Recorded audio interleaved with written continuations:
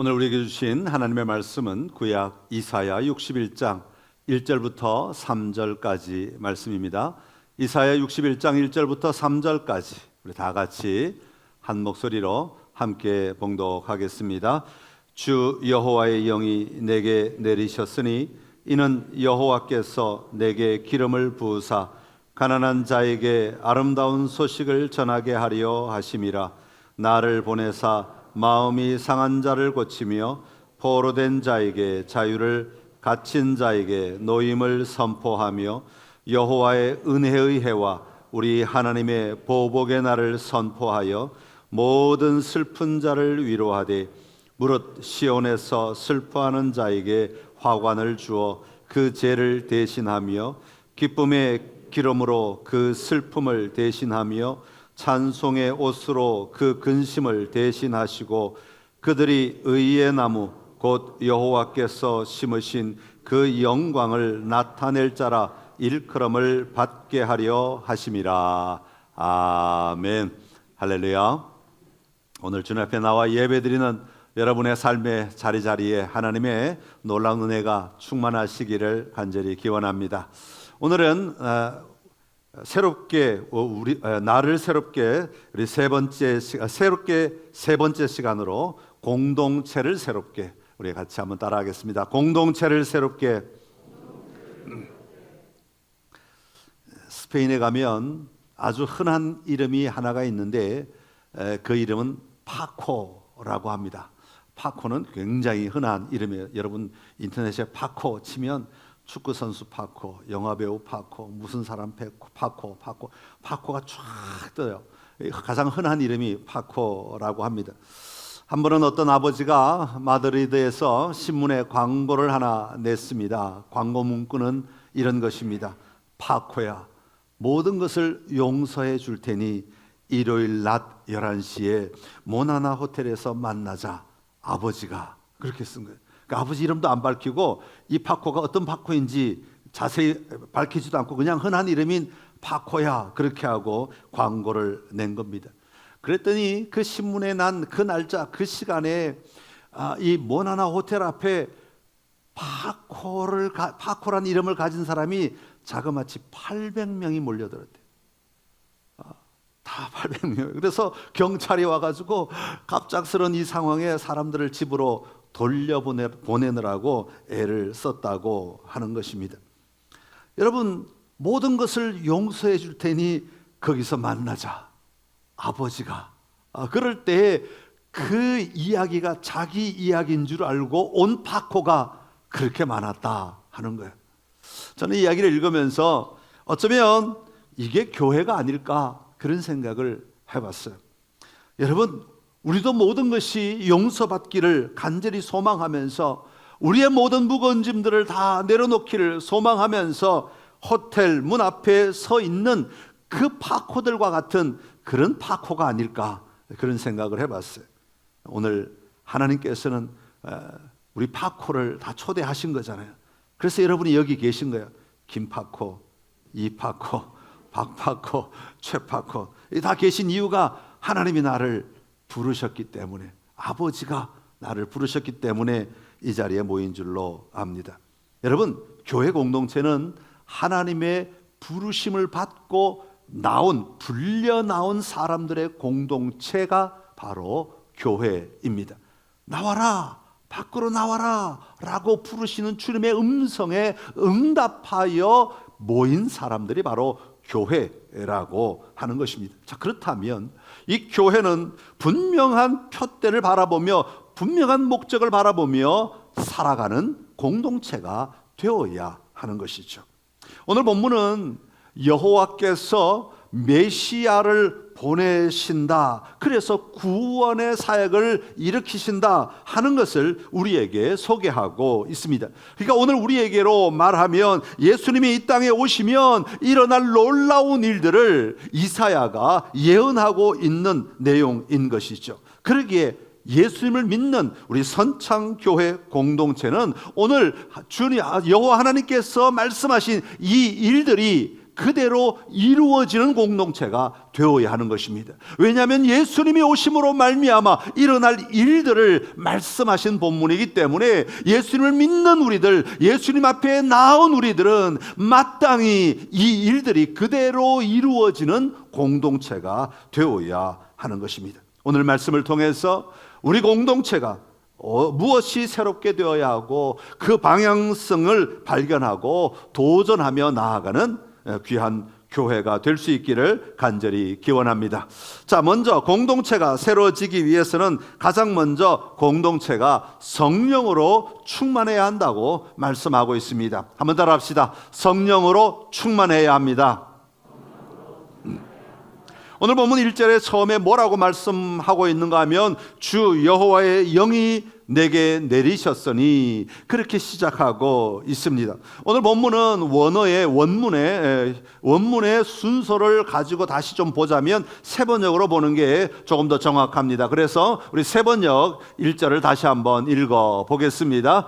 주님께서 나에게 기름을 부으시니 주 하나님의 영이 나에게 임하셨다. 주님께서 나를 보내셔서 가난한 자들에게, 사람들에게 기쁜 소식을 전하고 상한 마음을 싸매어 주고 포로에게 자유를 선포하고 갇힌 사람에게 석방을 선언하고. 아멘. 자, 위에 두 줄을 보면 주님께서 나에게 기름을 부으셨다라고 먼저 이야기하고 있습니다. 하나님이 나에게 기름을 부으셨다. 그랬더니 나에게 여호와의 영이, 하나님의 영이 임하셨다. 그렇게 말하고 있는 겁니다. 여러분, 구약에서는 누구에게 기름을 부었습니까? 왕과 선지자와 제사장, 다시 말하면 사명을 맡기고 그 사명을 부여받은 사람들, 이런 사람들은 기름 부음을 받은 자들이다. 그렇게 말하고 있는 거죠. 그런데 기름만 붓는 것이 아니라, 사명만 맡기는 것이 아니라 그 사명을 감당할 수 있도록 하나님께서 하시는 다음 일이 있는데, 그것이 뭐냐면 바로 여호와의 영을 부어 주는 겁니다. 여러분, 하나님의 영은 누구이십니까? 성령 하나님이십니다. 사람이 하나님의 사명을 받을 때 하나님은 그를 홀로 일하게 하지 아니하시고 성령을 부어주심으로 말미암아 그 사명을 감당할 수 있도록 만들어 주셨다라는 것입니다. 여러분, 예수님께서 세례를 받으시고 물 위로 올라오실 때 비둘기같이 뭐가? 성령이 임하셨다. 성령이 비둘기같이 임하셨다. 예수님께서 마침내 때가 되심에 예수님의 사명, 그리스도의 사명을 감당하시기 위해 세례를 받으시니까 하나님 아버지께서는 그에게 성령을 보내주셔서 그 사명을 감당할 수 있도록 만들어 주셨다 하는 겁니다. 여러분, 예수님께서 부활하시고 성천하셨을 때 사도행전 1장 4절에 보면 제자들에게 뭐라고 말씀하십니까? 너희는 여기서 머물러 기다려라. 그렇게 말씀하십니다. 너희는 예루살렘을 떠나지 말고 아버지의 약속을 기다려라. 그렇게 말씀하십니다. 여러분, 그 약속이 무엇입니까? 성령을 부어주겠다는 것이죠.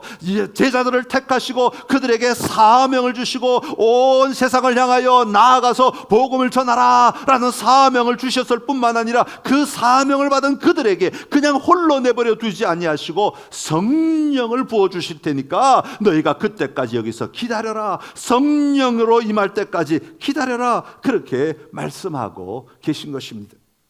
오늘 우리는 왕 같은 제사장으로서 기름 부음 받은 자들입니다. 다시 말하면 예수 그리스도로부터 사명을 부여받은 자들이라는 것입니다. 사명을 부여받은 우리가 사명을 감당하기 위해서는 가장 먼저 성령이 임하셔야 합니다. 성령 충만해야 하는 것입니다.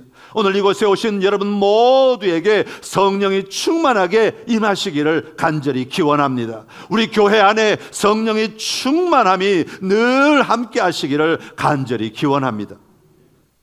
그렇다면 성령이 충만한 것을 내가 어떻게 알 수 있겠습니까? 사실 성령의 충만은 내적인 영역에 일들이 아닙니까? 그렇기 때문에 이 성령이 임하셨는지 안 임하셨는지, 내가 성령이 충만한지 충만하지 않은지를 잘 구분하기가 쉽지 않아요. 그런데 우리가 기본적인 믿음은 내가 예수님을 믿을 때 성령이 나에게 임하셨고 그 성령은 내 안에 언제나 역사하고 계신다 하는 것이 우리가 가진 가장 기본적인 믿음이에요. 그럼에도 불구하고 나는 성령으로 더 충만하고 싶어, 나는 성령으로 더 사로잡히고 싶어, 성령에 의하여 내가 온 삶을 살아가고 싶어 하는 열망과 간절함이 있게 되면 성령 하나님은 더 강하게 우리 안에서 일하시게 되는 겁니다. 그럴 때 우리는 평소에 느끼지 못했던 영적 감동을 느낄 수 있게 되는 것이죠. 예를 들면 성경을 읽을 때 평소에는 그냥 글자만 읽었는데 어느 날 성경을 읽는데, 어느 날 묵상을 하는데, 어느 날 큐티를 하는데 내 마음 안에 말씀을 읽는데 감동이 일어나면서 이 말씀 오늘 나에게 주시는 말씀이구나, 하나님이 나에게 말씀하시는구나, 이런 확신이 들어오면 여러분 성령 충만한 겁니다. 평소에는 별로 보이지 않았는데 어느 날 내가 왜 이렇게 죄 가운데 빠져 있지, 내가 왜 이렇게 어둠 가운데서 헤매고 있지 하는 것들이 느껴진다면 그것은 지금 성령님이 나에게 말씀하고 계시는 것입니다. 평소에는 하지 않던 감사함이 내 안에 일어나기 시작하고, 기도에 감동이 있고, 찬양을 하는데 내 마음에 움직임이 있고, 말씀이 내 속에 들어와 내 안을 휘집어 놓으며 저 말씀은 바로 나에게 하시는 말씀이구나, 내가 그러면 어떻게 살아야 할까, 어떻게 반응해야 할까 하는 마음들이 일어난다면 성령이 충만해서 내 안에 성령이 일하고 계신 것입니다. 그러기에 모든 성도가 성령의 충만을 구하며 성령으로 충만한 삶을 살아갈 때 그런 교회는 놀라운 하나님의 일하심을 드러내며 살아갈 수 있게 되는 것입니다. 다시 한번 여러분 모두에게 이 놀라운 성령의 충만함이 날마다 매일의 삶 가운데 여러분 안에 넘쳐나기를 간절히 기원합니다. 자, 그렇다면 성령이 충만하기만 하면 모든 것이 다 해결됩니까? 꼭 그렇지는 않습니다. 성령에 충만하게 되면 나타나는 현상은 두 가지로 말할 수 있어요. 첫 번째는 성령의 은사가 나타납니다. 내가 평소에 하지 않던 놀라운 하나님의 일하심의 은사들이 밖으로 드러나게 됩니다. 그러나 우리가 잘 생각해야 할 것은 은사는 우리의 믿음의 삶에 참 중요한 것입니다만은 그 은사에만 빠지면 또한 문제도 같이 일어나게 되는 것이죠. 여러분, 사탄도 성령의 은사를 만들어낼 수 있다고 예수님은 말씀하십니다. 그러기에 우리는 성령에 충만하면 우리가 은사를 가지는 것도 중요하지만 더 중요한 것이 있는데, 그것은 뭐냐면 바로 성령의 충만함으로 말미암아 성령의 열매를 맺으며 살아가는 삶이 되어야 하는 것입니다. 여러분, 성령의 열매는 어떤 것이 있습니까? 갈라디아서 5장 22절 23절의 말씀입니다. 같이 읽겠습니다. 오직 성령의 열매는 사랑과 희락과 화평과 오래 참음과 자비와 양선과 충성과 온유와 절제니 이 같은 것을 금지할 법이 없느니라. 아멘. 여러분, 우리 그리스도인들이 성령의 은사도 구하고 그 은사로 말미암아 하나님 나라의 일도 해야 하지만 더 중요한 것은, 더 궁극적인 것은 성령의 열매를 맺는 삶을 살아내는 거예요. 왜냐하면 성령의 열매는 그 성령의 충만함으로 말미암아 내가 완전히 변화되어야만 밖으로 드러나는 것이기 때문에 그래요. 그렇기 때문에 성령 충만한 것은 단순히 은사에만 우리의 생각을 집중하지 말고 그 은사를 뛰어넘어 성령의 충만함으로 말미암아 내 생각이 바뀌고 내 마음이 바뀌고 내 가치가 바뀌고 내 태도가 바뀌고 내가 하는 습관이 바뀌고 내가 하는 일들이 바뀌고 내가 가는 곳이 바뀌고 내가 말하는 것이 바뀌고 내가 생각하는 것이 바뀜으로 말미암아 열매가 드러나는 삶이 되어야 하는 것입니다. 그렇다면 교회가 성령의 충만을 누리기 위해서는 어떻게 해야 하겠습니까? 여러분, 우리 공동체가 성령의 충만을 누리기 위해서는 어떻게 해야 하겠습니까? 공동체가 성령의 충만을 누리기 위해서는 머물러 있는 시간을 가져야 합니다. 하나님의 임재 앞에 머물러 있어야 합니다. 말씀 앞에 머물러 있어야 합니다. 하나님의 나라를 소망하며 머물러 있어야 하는 겁니다. 그래서 공동체가 같이 모이는 겁니다. 그래서 공동체가 시간을 정해놓고 함께 예배 드리는 것입니다. 함께 머물러서 함께 하나님을 찬양하고 함께 머물러서 하나님께 영광 올려드리고 함께 머물러서 우리의 믿음을 같이 고백하고 함께 머물러서 하나님의 일하심을 우리가 기대하며 살아가는 것입니다. 그래서 공동체가 함께 성령의 충만함을 누리기 위해서는 머무는 시간이 우리에게는 절대적으로 필요합니다. 그리고 머물렀으면 그 말씀으로 반응하며 나아가는 삶을 살아야 하는 거죠. 교회에서 우리가 머물렀으면 집에 가서 직장에 가서 그 말씀에 반응하며 사는 삶을 살아야 하는 것입니다. 사랑하는 성도 여러분, 우리는 부르심을 받은 자들입니다. 우리 모두에게 그러기에 성령이 임하셨습니다. 그 성령이 나를 온전히 주장하도록 성령에 충만할 때 우리는 하나님의 백성으로 온전히 살아갈 수 있습니다. 마찬가지로 교회 공동체도 성령이 충만한 공동체가 될 때 주님의 뜻을 이루어가는 공동체가 되는 것입니다. 우리 선창교회는 성령에 충만하여 함께 예배하고 함께 기도하며 함께 성령의 열매를 많이 맺는 주님이 사용하시는 복된 공동체가 되기를 간절히 기원합니다. 두 번째로, 공동체가 새롭게 되기 위해서는 예수님이 오신 목적에 집중하는 교회가 되어야 합니다. 예수님이 오신 목적은 무엇이냐면 아름다운 소식을 전하기 위해 오셨다는 것이죠. 한번 따라합시다. 아름다운 소식을 전해야 합니다. 1절에 보면 예수님을 보내신 목적을 소개하고 있습니다. 우리 1절의 말씀을 다시 한번 읽어 보겠습니다. 주 여호와의 영이 내게 내리셨으니 이는 여호와께서 내게 기름을 부으사 가난한 자에게 아름다운 소식을 전하게 하려 하심이라. 나를 보내사 마음이 상한 자를 고치며 포로된 자에게 자유를, 갇힌 자에게 노임을 선포하며. 아멘. 첫 번째는 주 여호와의 영이 내게 내리셨으니 여호와께서 내게 기름을 부어사 성령으로 충만해야 된다 하는 것을 말씀드렸습니다. 그런 다음에는 예수님이 이 땅에 오신 목적, 메시아가 이 땅에 오시면 어떤 일들이 일어날 것인가 하는 것을 그 뒤에 소개하고 있는데, 이것은 아름다운 소식이라는 거죠. 회복을 일으키는 소식. 여러분, 어떤 학자는 그렇게 말해요. 이 본문을 가리켜서 예수님이 오시면 어두운 그림자가 없다, 어두운 모습이 아니다. 예수님이 오시는 건 환한 빛으로 비추는 밝은 모습이다, 그렇게 말했어요. 그래서 오늘 본문을 보면 어두운 글자들이 많이 있음에도 불구하고 그것을 감추고 오히려 더 큰 빛이 비치고 있는 본문이다, 그렇게 말하고 있는 거죠. 자, 그렇다면 우리가 전해야 될 아름다운 소식은 무엇이겠습니까? 본문은 이렇게 말합니다. 마음이 상한 자를 고치며 포로된 자에게 자유를, 갇힌 자에게 노임을 선포하며 여호와의 은혜의 해와 우리 하나님의 보복의 날을 선포하여 모든 슬픈 자를 위로하되, 그렇게 말씀하고 있습니다. 여러분, 이것을 한마디로 정리하면 치유하는 것입니다. 회복하는 것입니다. 예수는 이 땅에 오신 이유는 치유하기 위하여 이 땅에 오신 분이십니다. 회복하기 위하여 이 땅에 오신 분이십니다. 고치고 자유케 하시고 노임받게 하시고 위로하게 하시는 분이십니다. 이처럼 예수님께서 사람을 치유하기 위하여 이 땅에 오셨다면 예수님을 믿는 우리도 이 땅을 치유하는 것에 관심을 가지고 삶의 방향을 정하고 사는 자들이 되어야 하는 것이죠. 다른 사람을 괴롭게 하는 것이 아니라, 다른 사람을 병나게 하는 것이 아니라, 다른 사람이 가지고 있는 그 병을 치유하는데 내가 쓰임받는 자가 되어야 하는 것입니다.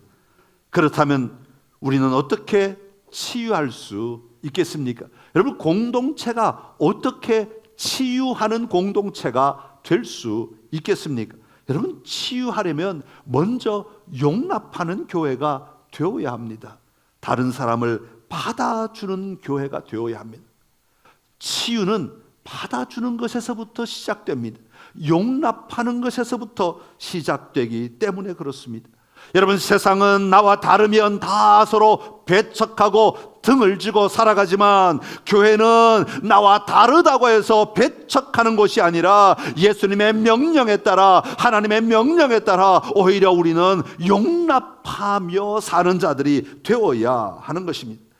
이처럼 서로 다른 사람들이 교회에 오면 겉으로 보기에는 세상과 비교할 수 없을 정도로 엉망인 것 같아 보입니다. 교회는 정말로 막 다양한 사람들이 모여가지고 어떻게 이런 사람들이 모여서 하나가 될 수 있을까 궁금증이 생길 만큼 다양한 사람들이 모여 있는 공동체입니다. 그러나 이렇게 엉망인 것 같아 보이는 공동체지만 이 공동체가 하나님의 명령을 받고 예수 그리스도의 사명을 가지고 살아가기 시작하면 놀라운 치유가 일어나는 공동체로 바뀌게 되는 것입니다. 여러분, 교회는 치유가 일어나는 곳입니다. 교회는 회복이 일어나는 곳이어야 하는 것입니다. 물론 하루아침에 되지 않습니다. 이 모든 다른 사람들이 다 하루아침에 변화된다면 얼마나 좋겠습니까? 얼마나 좋겠어요. 하루아침에 바뀌지 않아요. 하루아침에 바뀌지 않아요. 그래서 우리는 끊임없이 아름다운 소식을 전하는 자가 되어야 하는 겁니다. 내 안에 아름다운 소식을 품고 언제나 그 소식이 밖으로 퍼져나가도록, 나의 입을 통하여 퍼져나갈 뿐 아니라 나의 몸을 통하여 퍼져나가도록, 나의 삶을 통하여 퍼져나가도록, 나의 생각을 통하여 퍼져나가도록 언제나 아름다운 소식을 끊임없이 전하며 사는 자가 되어야 하는 겁니다.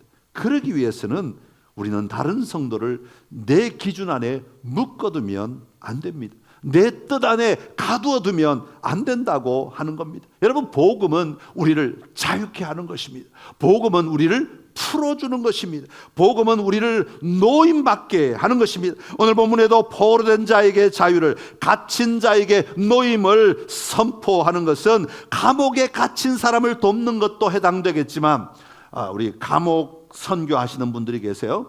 그런 분들은 이 본문이 굉장히 중요한 본문입니다. 갇힌 자에게 노임을 선포한다. 그런데 물론 감옥에 갇힌 자를 놓아줄 수 있으면 얼마나 좋겠습니까마는 그건 우리 마음대로 할 수 있는 게 아니잖아요. 법으로 다 정해져 있기 때문에, 질서가 있기 때문에 함부로 할 수 없는 거예요. 이건 영적인 의미가 좀 더 강한 본문이라고 말할 수 있습니다. 감옥에 갇힌 자라는 말은 사탄의 감옥에 갇힌 사람, 자기 생각에 갇힌 사람, 잘못된 전통에 갇힌 사람, 자기만의 사고방식에 갇힌 사람, 잘못된 습관에 갇힌 사람, 잘못된 삶의 환경에 갇힌 사람, 이런 모든 갇힌 사람들을 예수 그리스도의 은혜가 임함으로 말미암아, 예수 그리스도의 사랑이 임함으로 말미암아 자유케 되는 역사가 일어나야 하는 것입니다. 이것이 교회 안에서 일어나야 할 놀라운 삶의 모습인 것이죠. 그러면 어떻게 해야 이런 일들이 교회 안에서 일어날 수 있겠습니까? 먼저 우리에게 이런 자유함이 일어난다는 것을 믿는 믿음이 있어야 합니다. 사람이 변화한다는 것을 믿어야 합니다. 여러분, 오래 살다 보면 정말 믿기 힘든 것 중에 하나가 이거 아닙니까? 아유, 사람은 안 변해. 나를 보고 안 변해 그러면 좋겠는데 또 옆 사람을 보고 안 변해. 사람은 안 변해. 아닙니다. 우리는 분명한 믿음이 있어야 됩니다. 사람은 변화될 수 있습니다. 예수 그리스도 안에서 사람은 변화될 수 있습니다. 성령이 일하시면 사람은 변화될 수 있습니다. 그래서 제일 먼저 성령으로 충만케 하시는 겁니다.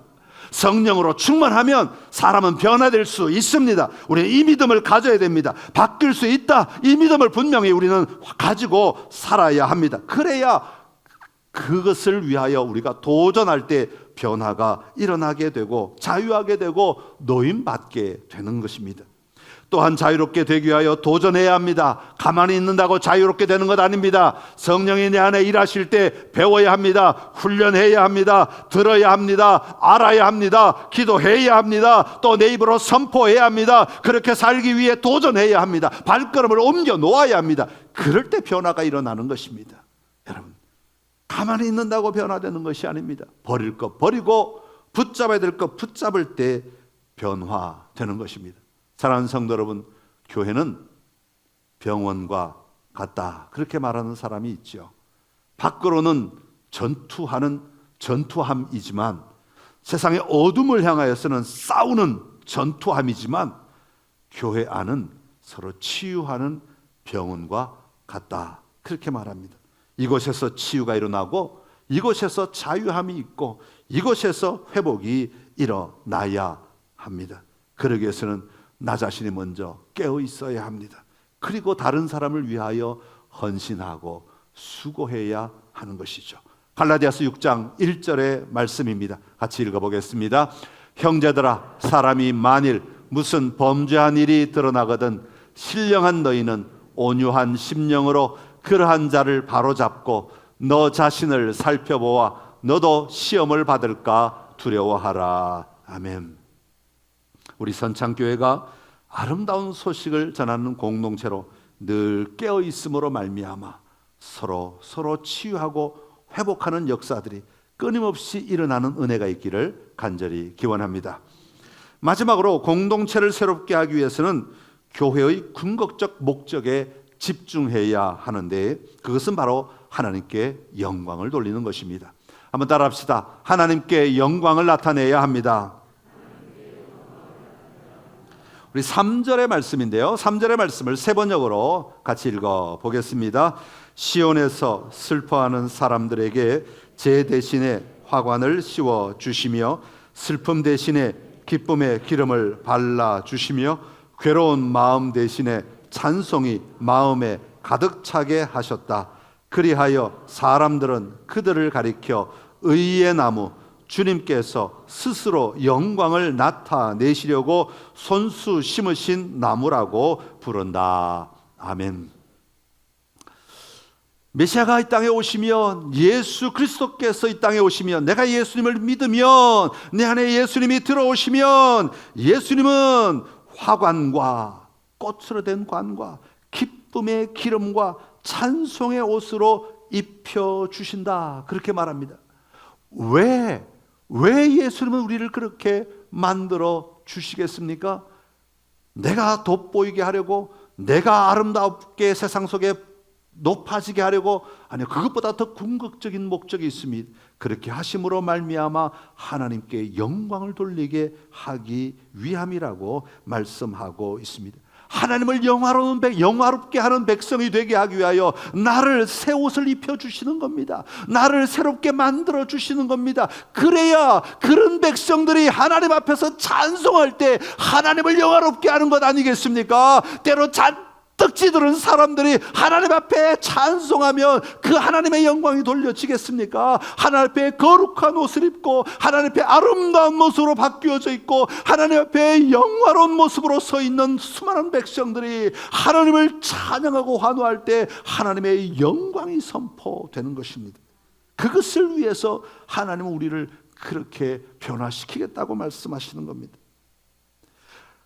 여러분, 우리는 더 이상 실패자가 아닙니다.